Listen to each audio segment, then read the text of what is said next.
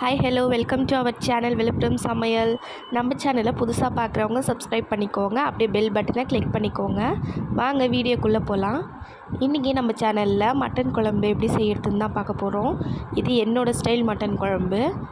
எங்கள் அம்மா எங்கள் பாட்டி எல்லாருமே இப்படி தான் செய்வாங்க, நானும் இப்படியே ஃபாலோ பண்ணியிருக்கேன். இது டேஸ்ட்டு சூப்பராக இருக்கும், நீங்களும் ட்ரை பண்ணி பாருங்கள். நான் இன்றைக்கி 400 கிராம்ஸ் மட்டனை நல்லா கழுவி எடுத்துக்கிட்டு அதில் கொஞ்சம் தண்ணி சேர்த்து இஞ்சி பூண்டு சேர்த்து கொஞ்சமாக மஞ்சத்தூள் போட்டு ஒரு 3 விசில் வச்சு எடுத்துக்கிறேன்.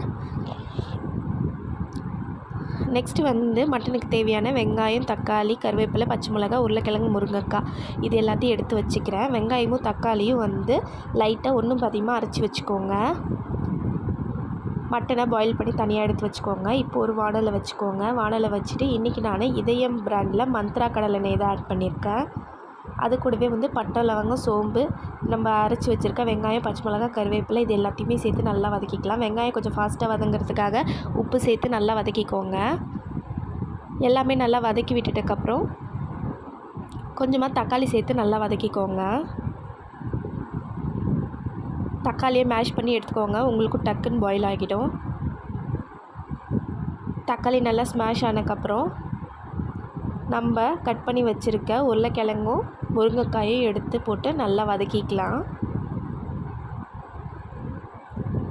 உருளைக்கிழங்கு முருங்கைக்காயும் நல்லா வதக்கி விட்டுக்கோங்க.